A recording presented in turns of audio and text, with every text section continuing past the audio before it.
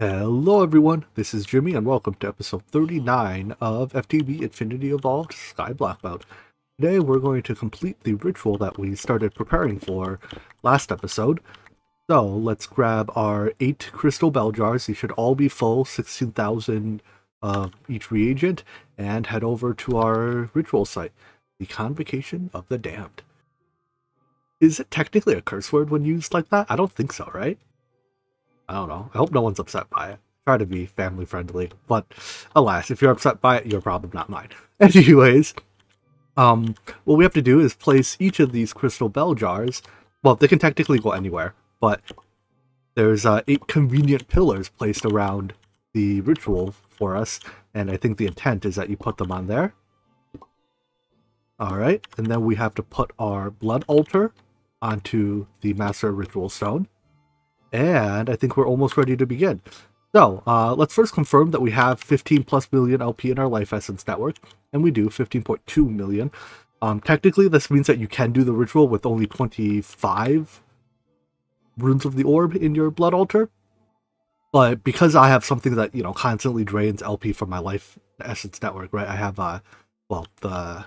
this ritual here that's generating LP for me. Because that's always running, I personally like to go one piece over. It's harmless, right? It's not like we're out of spots on our altar for runes of the orb. But anyways, next thing we have to do is to actually begin the ritual. So that should be just a matter of hitting the master ritual stone with the activation crystal. Well, actually, before we get to that, let's at least place our alchemy relays. So these can go here, and these are used to funnel these aspects into the master ritual stone. Each object in blood magic can only have so many incoming connections. So like crystal bell jars can only have 1 incoming connection, and I think 1 outgoing connection. Maybe they're gonna have more than 1 outgoing connection. But the Master Ritual Stone, which is what we have to ultimately pump all this essence into, can only have 4 incoming connections. So the relays act to like merge the connections too. It's strange and kind of esoteric, and don't worry about it. Alright, so I want to make sure I have my linking tool, the router. Now let's begin the ritual. A rush of energy flows through the ritual that starts the activation process and drains all 15 million LP from our life essence network, which should begin refilling at some point. I think the thing is, when I'm logged in and too far away, the mobs that spawn immediately despawn because I'm more than however many blocks away, like 192 blocks away, or whatever. Anyways, now we have to pump the contents of each of these crystal bell jars into the ritual stone. So I think it's... oh boy, let me see if I remember. Shift right click to attune it. Shift right click on nothing to empty it. Regular right click to link to that. Empty it again. Link this to that. Alright, the process is beginning. Now we do that with each of the aspects. So link this to that. Okay, is that working? Oh my gosh, this is going to be such a disaster with all the lightning happening.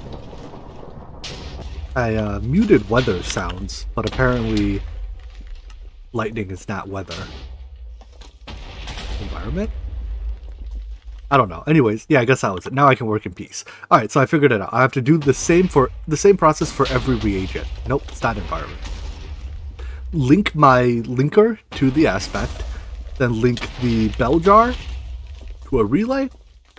Clear it out, link the relay to the ritual stone. Clear it out. And then do it for the next aspect. Bell jar to relay, empty, relay to ritual stone. And each relay can only take 2 incoming connections. So that's draining, that's draining. Anyways, I'm just going to do the rest off camera. Last one here. So link that up, and then link this up, and... I don't know why my vision is all blurred. Alright, well, whatever. I think now, once the last of these bell jars empties out, we can begin the next step. Why are you not emptying? Alright, I guess I think the altar can only accept, wait. Yeah, it can only accept so many aspects at once. I'm just gonna let it run for the next couple minutes until all the bell jars are empty. It stopped doing the lightnings. It's all quiet now, but my jars are definitely not empty. Right, there's still 1,200 left in that one. Actually, it's just that one. Let me relink this one. Maybe oh, it's nighttime. Dude, I should have brought a bed. Out of wireless range. Alright, well, hopefully we don't get killed. Let's relink you. Link. This is what I dislike about this ritual. It's very... Link container has no connection. Okay, so that means I'm already connected. Then I need to link you.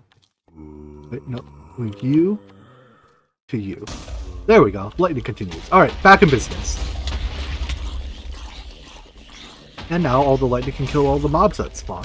I do need to make sure I don't accidentally blow up any ritual stones with a creeper. In fact, I'm just gonna head back to my base and sleep. You know, what I really should do is set up the draconic evolution thing that automatically makes it daytime. That way I can make it perpetual day, and it benefits my solar panels a little bit even. But we'll do that afterwards, I guess. Anyways, let's head back to our ritual. I could have, should have, would have set up a teleportation system to get back here in time. But anyways, now it's, I think, ready to go. The next thing we have to do is sacrifice a demon on it. I think, let me double check with the documentation. Yeah, I think that's all there is to it. So I have a dagger of sacrifice and a demon crystal. This should spawn the demon. I don't want to put it in the altar. And then we sacrifice him. There we go. That turns the demon portal. And pretty soon, after some animations, this entire ritual should start spawning stuff. There we go. So now this is the center of our demon ritual. I guess the fact that this is off the ground is why I thought that the Master Ritual Stone was at the top of the ritual, not the bottom. But now, if we just wait, eventually this like pyramid thing will grow and form a larger demon city. So you saw it's already added a path there.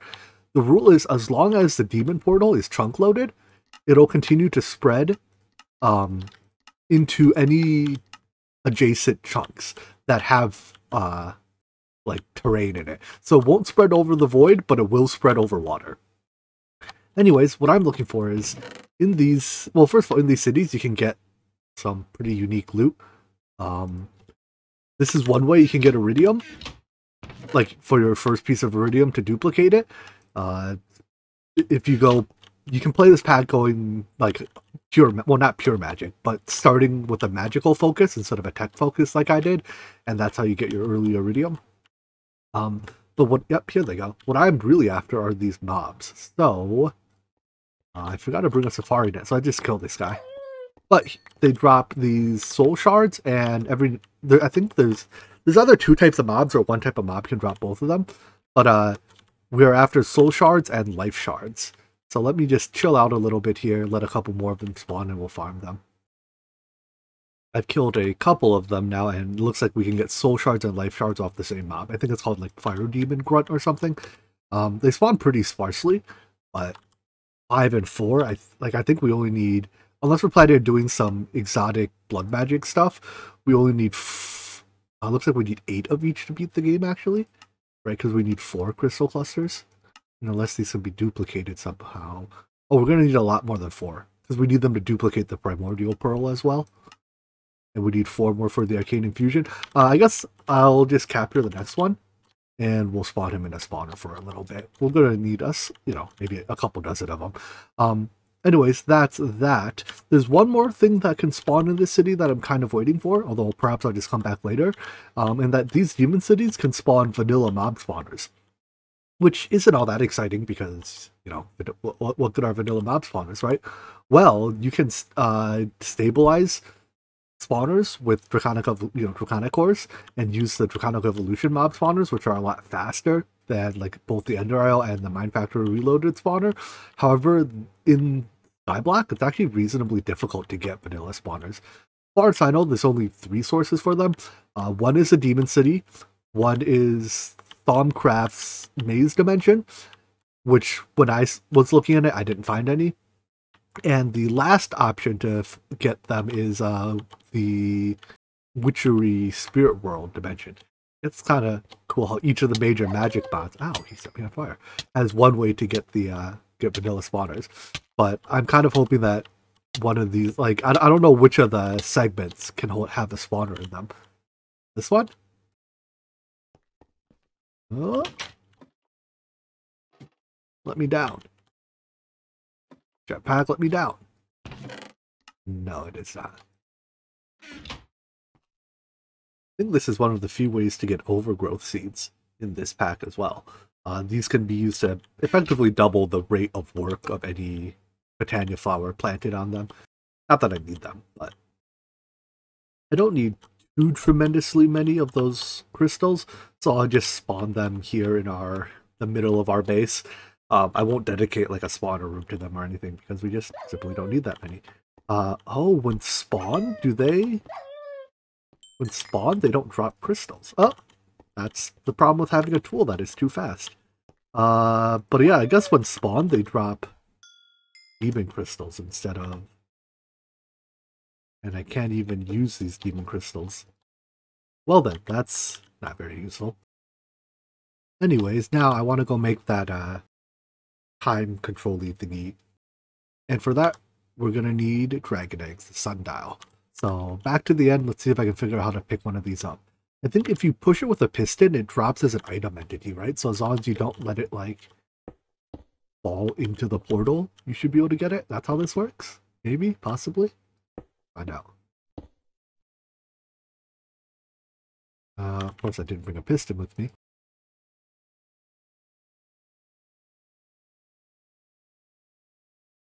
I'm sure there's an easier way, and you guys are screaming at your monitors right now for me to do it the easy way.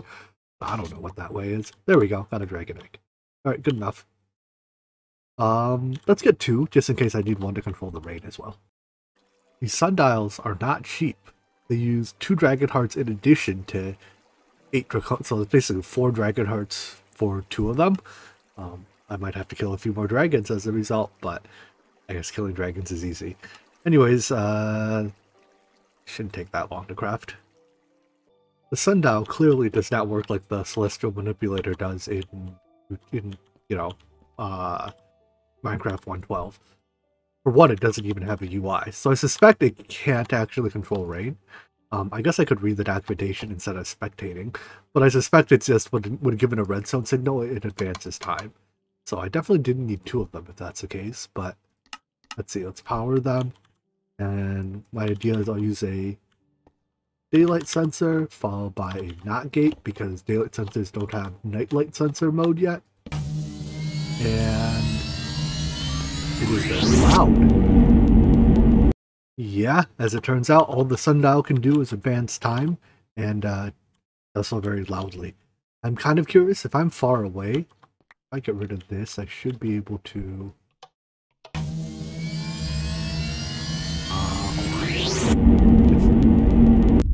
Alright, if I'm far away, all I hear is a low rumbling.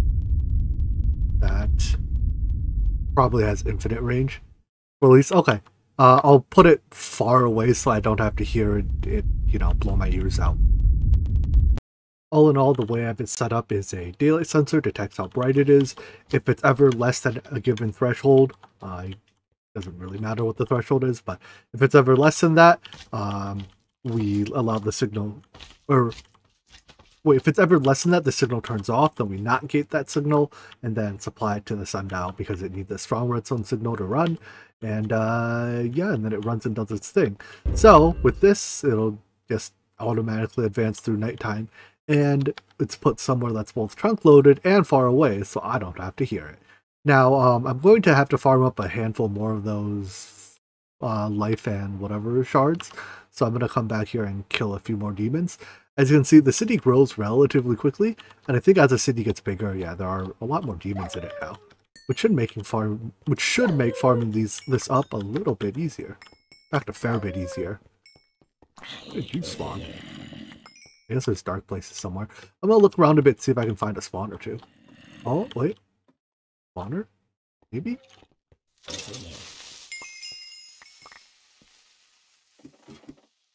Doesn't look like it. Farming these life and soul shards is roughly the equivalent of watching paint dry, so I got bored of it. I also discovered that apparently you can pick up the creative energy cell just with a wrench. That's news to me. So anyways, let's work towards the next creative item for now. That would be the creative Lunatic. And this recipe really only has like one real item in them, and those are the 4 creative energy cells.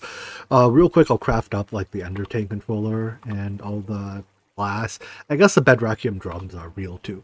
But right now we only have 1 creative energy cell, so let's see if I can make 3 more. Unfortunately, the recipe is a bit too much to easily just have an auto crafting recipe for, but we can just request all the components, right?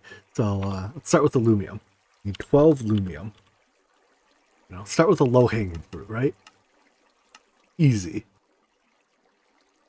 Next up, if we're continuing the low-hanging fruit, that is, what, 16 times 3 resident energy cell frames, so 48.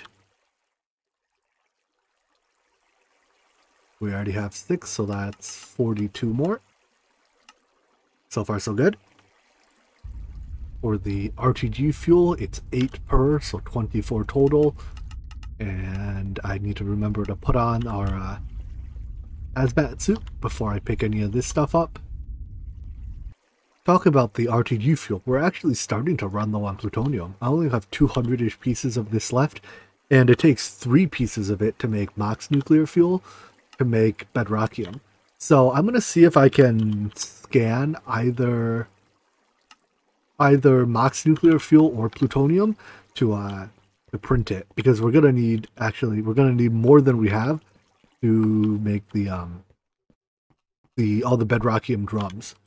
So scanner, can you scan this? Yeah, okay. Then I recall plutonium was like 300 millibuckets per piece. It's really expensive. So I'm gonna see how much this turns out to be. Scan takes literally forever, and by that I mean something like, I don't know, 2 minutes. 887. This is probably almost exactly 3 times the cost of plutonium, so it'll do. Let's grab one of our crystal memories, save it here, and then we should be able to load this in. Import from crystal. Now there's 3 patterns saved here, and I'm going to briefly switch you over to, after you finish this one, we're going to print a couple hundred pieces of Mox nuclear fuel. In comparison, Mox fuel takes, almost 300 versus, or almost 800 rather, versus the 120 of iridium. So it's like, what, 6 pieces of iridium-ish? 7, 8, I don't know. Somewhere in that ballpark to 1. It's very expensive to print in comparison. Thankfully, we don't need that Mox nuclear fuel for a little while, so we can let it take its time printing. Anyways, at this point, I think we've hit all the low-hanging fruit. Let's see if I can request all the enhanced Calcadorium blocks. I think it's 16, or let me just recount. 1, 2, 3, 4, 5, 6, 7. No, it's 7 times 4, 28 per. So 28 per times 3 is what, 74? No, that's not right. 84? I wouldn't be surprised if we're lacking something in this, but no, all we're lacking is a crafting CPU large enough. Alright, well then, that's easy enough to fix. Give me 8 of these, would you please? A sane person probably would have just split the craft into multiple, like, smaller ones, but do not mistake me for a sane person. So now I should be able to... Alright, 481,000 bytes. A lot of stuff. I really, at this point, should probably actually invest in the crafting speed upgrades to go into, or the, what are they called? Accelerator upgrades to go in the crafters that make some of these items, like magma cream. In fact, I can guarantee you magma cream is going to be our bottleneck here, right? I should also count the number of solar panels I have to see if I should make any more. So 1, 2, 3, 4, 5, 6, 7, 8, 9, 10, 11, 12, 13, 14, 15, 16, 17, 18, 19, 20, 21, 22, 23. Do I have exactly 27? Man, that was unplanned. All right. I guess I don't need any more. So I crafted, well, I requested 1,000. They're not all done yet, but it's time to do the dreaded act of, oh gosh, this lag is going to kill me, putting the accelerator cards into the molecular assemblers. Doing this really makes me miss the mass assembly chamber from Interactions and all the mods 3. And for that, I can accelerate all of it at once. For this, I have to, it's looking like it's going to take over 1,000 acceleration cards to upgrade all of them.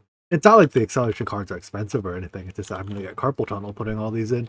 You can also see I turned my view distance down as low as I could to squeeze out a couple extra frames during this process. Turns out the 1,000 accelerator cards I crafted were just enough with 5 to spare. I think I may have had a couple in the system to begin with though, so just around 1,000. But now our crafting should be, I don't know, 2, 3, 4 times faster. In fact, now I think we're bottlenecked by the number of coprocessors on my crafting CPU here. It can only do 7 crafting tasks basically every cycle. I don't know how short every cycle is, but that's why these are blinking instead of being solid color. I guess I can add more crafting coprocessors later. But anyways, it says 18 minutes to craft this. That's fine. We have plenty of time to spend. Well, that crafts, let's request all the draconic flux capacitors. So that's, is it 16 per? 16 per, so 48 total. I doubt I have enough materials for this right now. We need 58 more awakened draconium and a little bit more terra steel and bedrockium. I've made a terrible mistake. I picked up the Mox nuclear fuel to put it in the drawer, and yeah. I guess, wait, I need, no, it's too late. Oh wait, we have milk. Maybe it's not too late. Wait, I can't drink milk. Alright, I'm doomed to die. I don't know why it didn't let me drink the milk. Maybe it's because my food bar was full. Do you need a empty, or can you not drink milk with a full food bar? I don't know. Anyways, thanks, Industrial Craft. I love you, Industrial Craft. Where's my grave? There we go. Terra steel, I should have, yeah, I have a bunch of ingots here that I crafted before. And if I need more, well, I have a full mana battery full.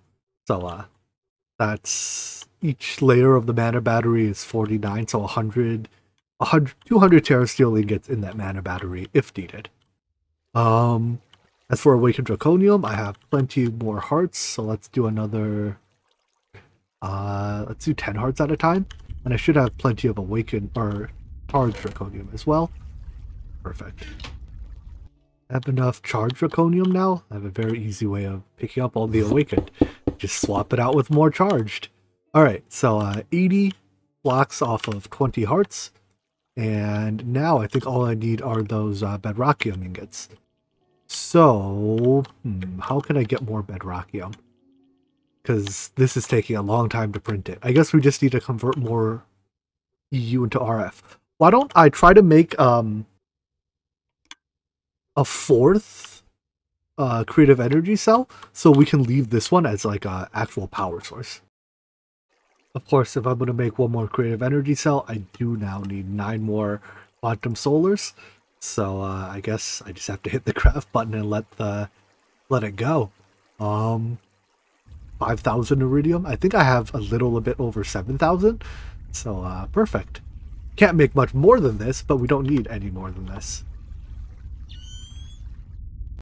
To convert more RF to EU, because we're really most of our energy consumption is in EU, and building this massive transformer. It's huge.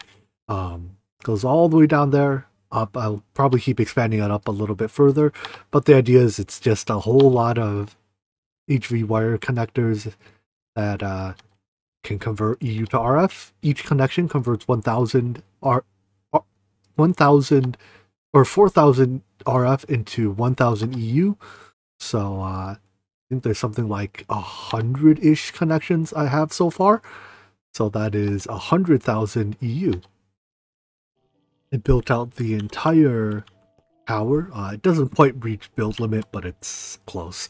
And according to the EU reader, our mass fabricator is receiving somewhere around 266,000 EU a tick. Yeah, that's a lot. That means that if we assume that the machine receives 0 scrap, which is untrue, it receives more than 0 scrap, it should produce 1 millibucket of UU matter every 4 ticks. So that's 5 UU matter a second. Do I believe that? I guess it's close. The fact that it receives some scrap speeds that up a little bit, but it's definitely, I mean, it has scrap almost half the time. I feel like I'm not getting as much UU matter as I'm promised. I don't know. Anyways, it's a lot. Unfortunately, making this Mox nuclear fuel still takes forever.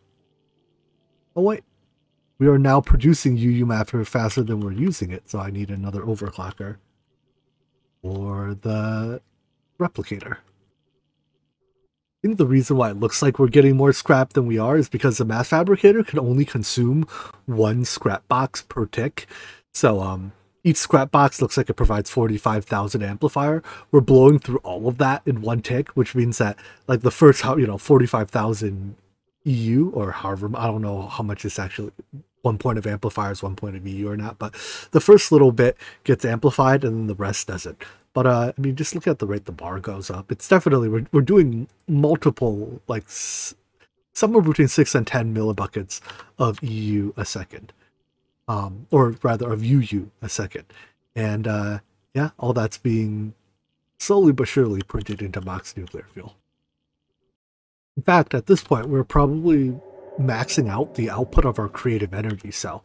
So the creative energy cell is 100,000 RF aside.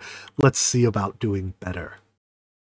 The trick to getting more energy out of the creative energy cell is just to extract more energy out of it. Well, duh.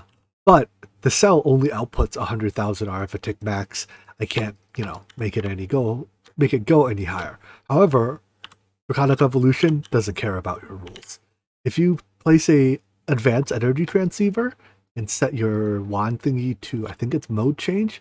So right now it's in output mode. That is, it outputs energy to the attached block. That's not the mode we want it in. I want it in input 5x transfer. And here, well, I guess it has an internal buffer. So let's place a couple components down. First, we need the node itself. Then we optionally can use a relay. And then I can link put you back to bind mode, link the node to the relay, and then link the relay to another node on Tesseract. Set you to, let's see. So link them first, and we want this on output mode, but we also want it on output in mode change, output in 5x rate. So you can see, just extracting out of one side of the creative energy cell, we're jamming 500,000 RF a tick, right? That's how much it's showing here on the output side. So from just one side, we're extracting 500,000 RF a tick. Now, if we do that on all 6 sides, we would be able to output up to 3 million RF a tick into the Tesseract. However, that requires there to be an energy consumer of 3 million RF a tick, because there isn't the energy does backlog here. But that does mean that we are in theory capable of extracting 3 million RF a tick out of our creative energy cell and dumping it all into a single Tesseract. In fact, if I just get a trash can, we can probably demonstrate that. Let's see, if we need the trash can, we need it somewhere that can sink infinite RF. All right, that can sink an infinite amount of RF, well, effectively infinite amount of RF. And now we should see, here we go, 300k RF a tick being dumped into, or sorry, 3 million, right? Let's count our zeros there. 1, 2, 3, 4, 5, 6, yeah. 3 million RF a tick being dumped into our Tesseract. Of course, I'd rather use less of that energy and just not throw it away. So we're not going to leave the trash can there. But yeah, that's one of the great things about the advanced energy relay. If you want to get even more energy out of a single creative energy cell, you can use, what are they called? Transceiver?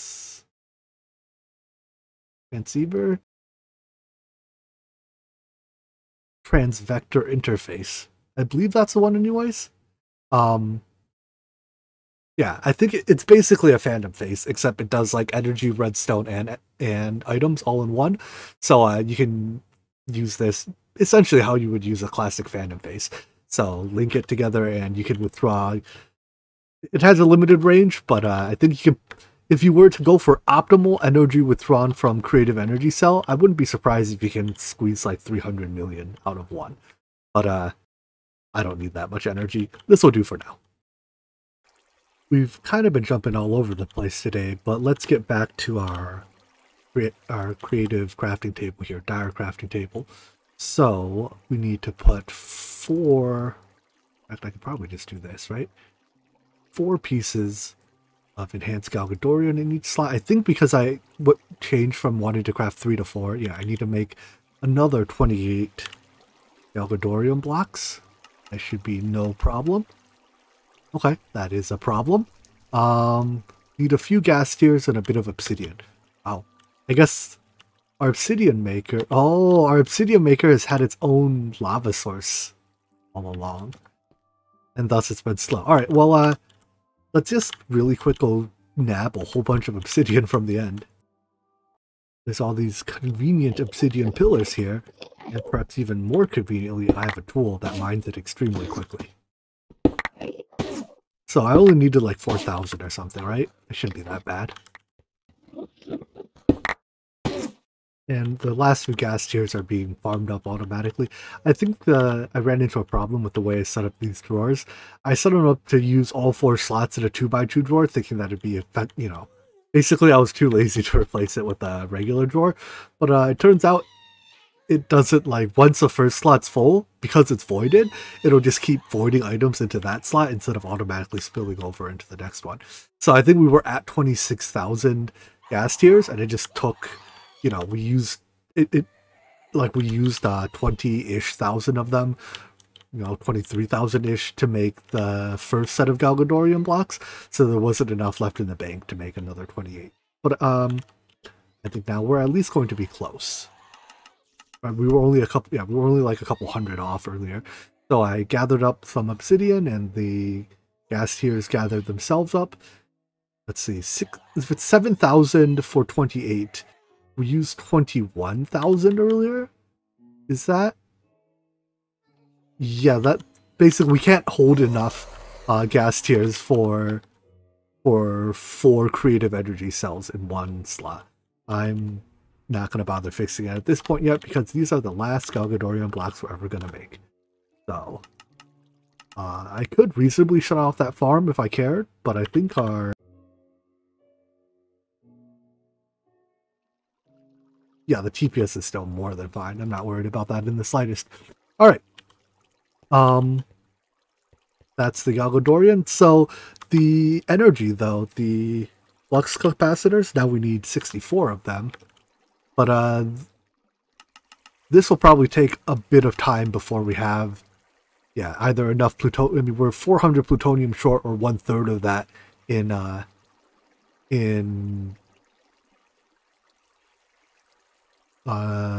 where is that thing?